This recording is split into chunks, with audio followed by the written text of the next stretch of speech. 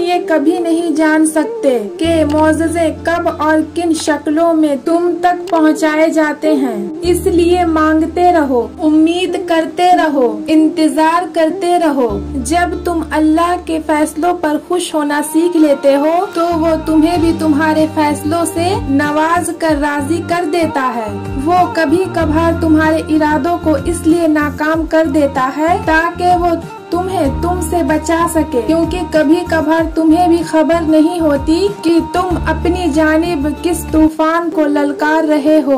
अल्लाह तुम्हारी दुआओं के जवाब उस जरिए से देता है जो तुम्हारे लिए बेहतर होते हैं, उन जरियों से नहीं जिन्हें तुम बेहतर समझते हो, क्योंकि कुछ चीजें तुम्हारे समझ में कभी भी नहीं आ सकती। इसलिए अल्लाह ने कुछ जवाब बस खुद तक महदूद रखी हैं। लोग तुम्हारी कहानी सुनकर तुम्हें बस दिलासा देंगे और फिर तुम्हें भूल जाएंगे। बस एक अल्लाह है जो तुम्हें कभी भी भूलेगा नहीं। जो दरवाजे तुम्हें बंद नजर आ रहे हैं उन तक पहुंचना नामुमकिन नहीं है। बस उन तक पहुंचने का रास्ता तुम्हारे सोचे हुए रास्ते से अलग है। लोग तो तुम्हारी कहानी सुनकर तुम्हें बस दिलासा देंगे और फिर तुम्हें भूल जाएंगे। बस एक अल्लाह है जो तुम्हें कभी भी भूलेगा नहीं। उन्हें ये बेबसी दिखा कर क्या करना जो इसे समझ ही ना सके। तुम्हारा दर्द सिर्फ वही जानता है जो तुम्हारा दोस्त भी है और तुम्हारा रब भी है। तो फिर ये मत सोचो कि मुस्तकबिल कैसे बदलेगा,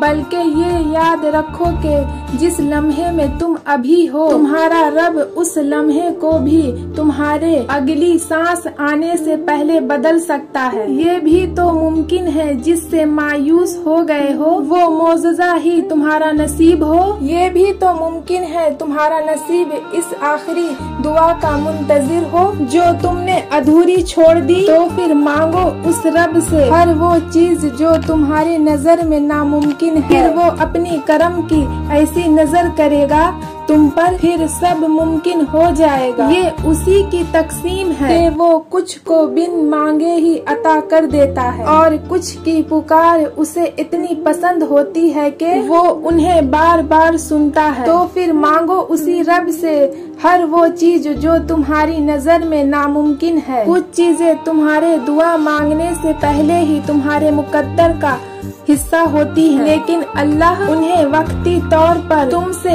इसलिए दूर कर देता है ताकि तुम इसके करीब आ सको। अल्लाह बस देर इसलिए कर रहा है ताकि तुम्हारी आवाज कुछ देर और सुन सके। उसकी ताखीर इनकार नहीं है। तो फिर इस बस बसे में मत उलझो कि तुम्हारे नसीब में तुम्हारी चाहत नहीं। ये भी तो मुमकिन है कि अल्लाह ने उस चाहत का खाना तुम्हारी दुआ के लिए खाली छोड़ रखा हो और कुछ चीजों को वो तुम्हारे मुकद्दर का हिस्सा नहीं बनाता ताकि तुम खुद उन्हें अपनी दुआओं की तरफ से अपना बना सको। इस यकीन के साथ मांगोगे कि अल्लाह जरूर देगा और फिर देखो वो तुम्हें इतना अता करेगा कि तुम गिनती तक भूल जाओगे। जब भी उदास होने लगो तो खुद को ये याद दिलाया करो कि जिसने मुश्किल दी है उसने मदद का भी वादा कर रखा है। वो तुम्हारे हाथों को तब तक खाली नहीं करता जब तक इन्हें और बेहतर चीज से भरने का इरादा न कर। दुआ नसीब से नहीं बल्कि नसीब दुआ से मिलता है। वो तुम्हारी तरफ से कैसे नावाकिफ हो सकता है जिसने